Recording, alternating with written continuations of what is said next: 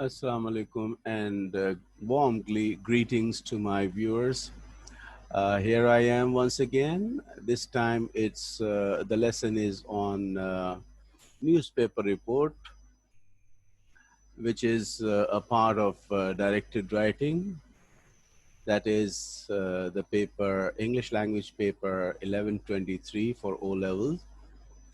And I'm your host, Israr Ahmed Khan. So let's get started. What is a newspaper report? A newspaper report is a report that has these answers. Who is it from? Meaning who wrote it. Who is it for? Meaning for whom it was written. In this case, it is written for a large audience. What is it about? The subject matter, and it should have the date and place. What was done? Why was it done? How it was done? When it was done? How was it?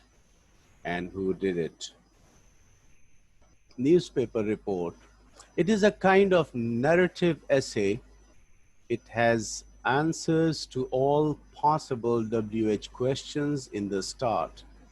It gives an account of what happened. Direct speech sentences give it authenticity.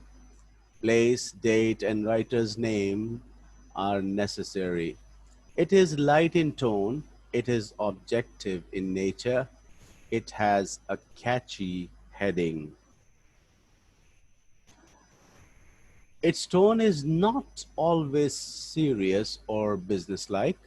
That means there is a possibility that it can be serious, it can be businesslike, but not always. Contractions can be used. Fragments can also be used. Informal language can also be used. And we use present, past, or future. All tenses are possible. All three tenses are possible in this report. How do I start it? In my last planning report, I showed you the same picture which I wanted to utilize in this video also. So planning a school trip. Now they planned a school trip. The school trip was held. They took it and they enjoyed it or whatever. Now we are reporting it.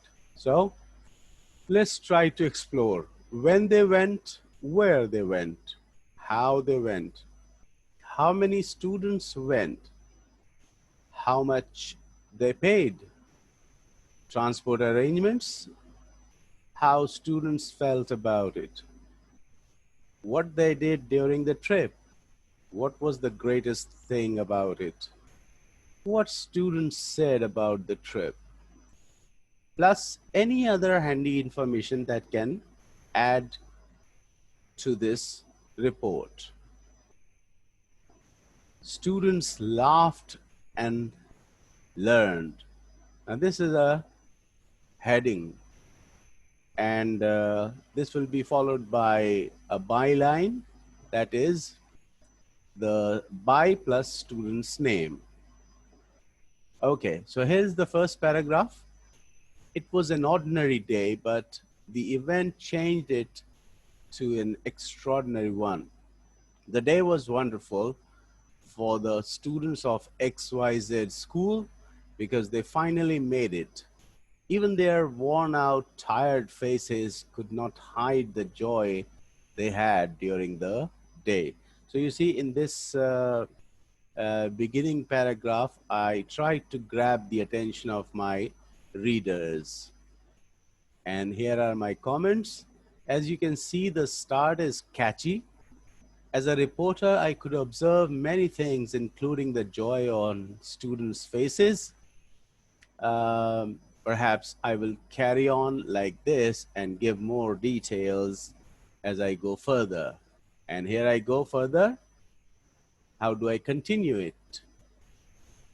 The trip had long been awaited by everyone there because they could not go anywhere in the last 6 months due to COVID 19. So you see, there was an anticipation.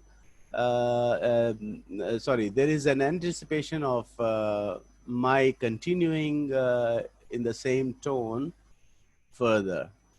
And here are my comments. I mentioned why and how the trip became so special for everyone at school. Perhaps I can elaborate further. Here's the next paragraph, which is a direct speech example. Junaid pushed me into the water so hard that I could not control myself and collided with the with Sir Swan, uh, XYZ.